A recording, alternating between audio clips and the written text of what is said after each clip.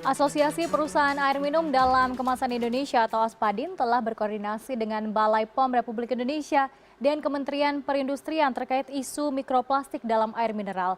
Selain itu, pemantauan dan juga pengetatan terhadap hasil produksi terus dilakukan untuk mengatasi isu ini. Isu mikroplastik pertama kali dimunculkan oleh konsorsium jurnalis bekerja sama dengan sebuah perguruan tinggi di Amerika Serikat. Ketua Umum Asosiasi Perusahaan Air dalam Kemasan Rahmat Hidayat menjelaskan mereka juga menjalin komunikasi dengan seluruh anggotanya yang saat ini berjumlah lebih dari 200 perusahaan.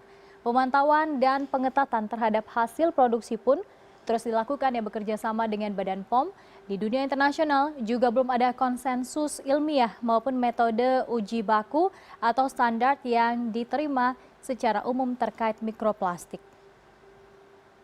Terkait mikroplastik, kami belum menemukan ada standar ya atau pengukuran atau kriteria yang harus dipenuhi oleh produk AMDK. Dan kami juga sudah berkomunikasi dengan jejaring kami di dunia internasional.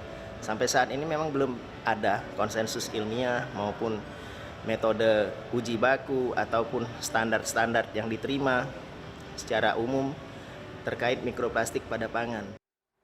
Penemuan mikroplastik dalam 11 merek air kemasan dalam hasil investigasi ORB Media, sebuah organisasi jurnalisme dianggap Badan Pengawas Obat dan Makanan belum perlu dikhawatirkan. Sejauh ini belum ada penelitian mengenai dampak mikroplastik terhadap tubuh. Dan dalam mengeluarkan izin edar air minum dalam kemasan, BPOM juga mengacu pada rujukan World Health Organization, Standar Kodeks Makanan dan Minuman serta Standar Nasional Indonesia. Itu hasil pengujian tersebut kan bukan di Indonesia saja ya, itu globally ya. Dan itu masih dalam tahap hasil kajian yang mengatakan ada kandungan mikroplastik di dalam air dalam kemasan ya. Tapi apakah kadar tersebut memberikan efek negatif, toksisitas atau efek kesehatan ke dalam tubuh manusia itu belum ada.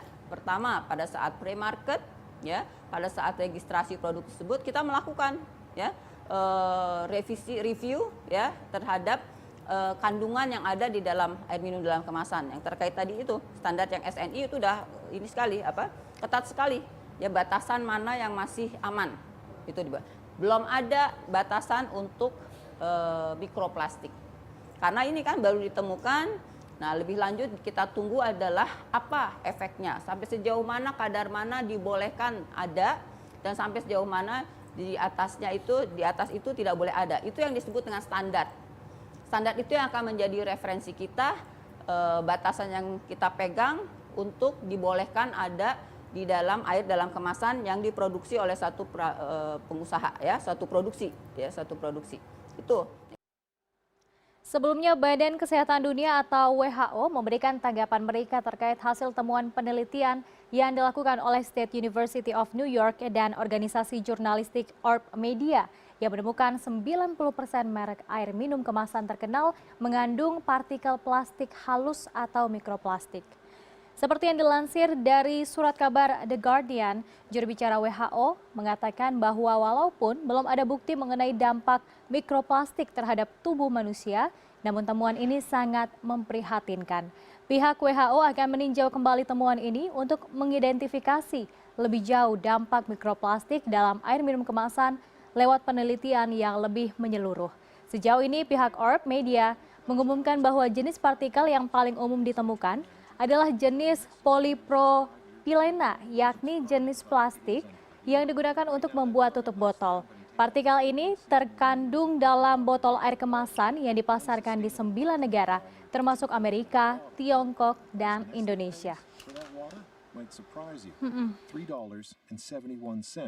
for every million liters.